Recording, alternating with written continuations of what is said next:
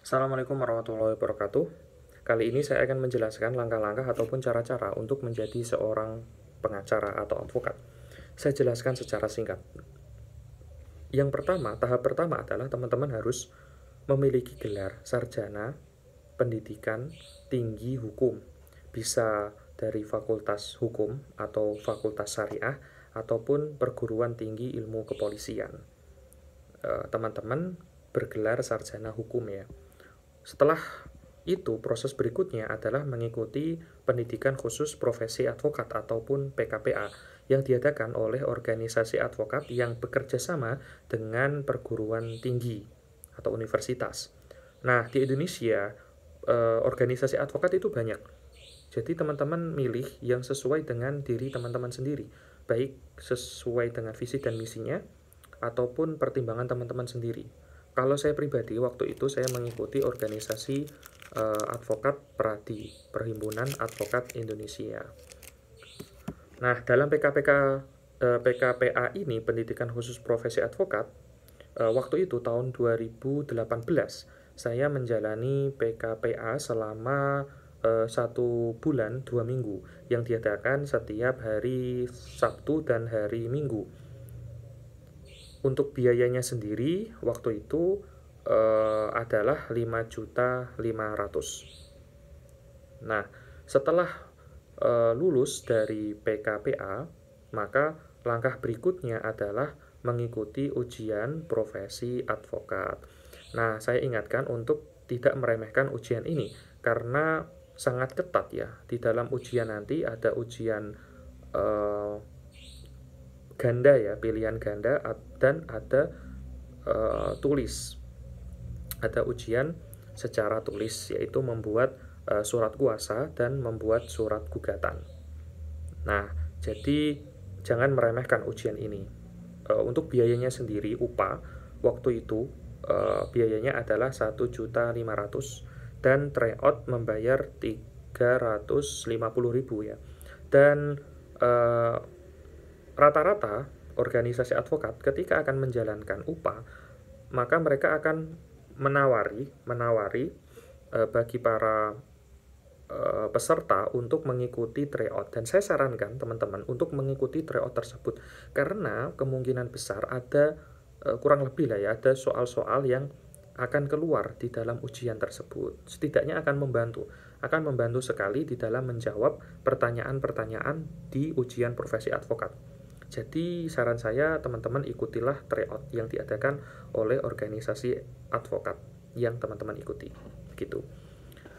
Proses yang keempat adalah mengikuti atau magang ya, magang di senior advokat, di kantor hukum senior advokat. Nah, magang ini minimal adalah selama 2 tahun. Selama 2 tahun, nanti teman-teman akan belajar beracara, baik secara litigasi maupun non-litigasi. Dan menurut saya ini sangat penting. Sangat penting. Jangan sampai diremehkan ataupun dihindari ya. Ini karena profesi advokat itu lebih ke praktek. Jadi teman-teman memang gak wajib untuk belajar kepada senior. Nah, setelah magang 2 tahun tersebut, nanti teman-teman meminta surat keterangan telah magang selama 2 tahun kepada senior advokat. Nah, setelah itu, maka proses yang terakhir, yang kelima adalah penyumpahan. Penyumpahan untuk menjadi seorang advokat. Untuk UPA, saya ulangi ya, untuk UPA sebenarnya itu bisa dilaksanakan setelah magang, setelah menjalani magang 2 tahun, ataupun sebelum magang, itu bebas, terserah teman-teman. Yang penting adalah ketika nanti masuk ke tahap kelima ini, penyumpahan, teman-teman harus memiliki surat keterangan magang, lalu memiliki sertifikat telah menjalani pendidikan khusus profesi advokat atau PKPA, dan memiliki juga keterangan telah lulus ya, sertifikat ya, UPA, yang menerangkan bahwa teman-teman telah lulus ujian profesi advokat. Nah, setelah itu proses kelima, kita bahas proses kelima yaitu tahap penyumpahan. Nah, syarat-syaratnya sendiri untuk penyumpahan adalah diantaranya ya harus sudah berusia 25 tahun. Jadi kalau belum berusia 25 tahun, maka tidak diperbolehkan untuk menjalani sumpah. Untuk proses penyumpahan itu sesuai di mana teman-teman berdomisili atau tinggal. Saya tinggal di Pati, maka waktu itu saya menjalani sumpah di Pengadilan Tinggi Semarang. Nah, ketika nanti sudah sumpah, maka teman-teman telah sah menjadi seorang advokat.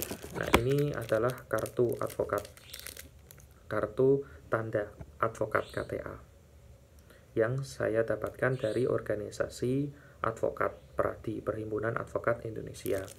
Nah, ketika nanti sudah sumpah, maka teman-teman juga akan mendapatkan ini, namanya berita acara sumpah atau BAS.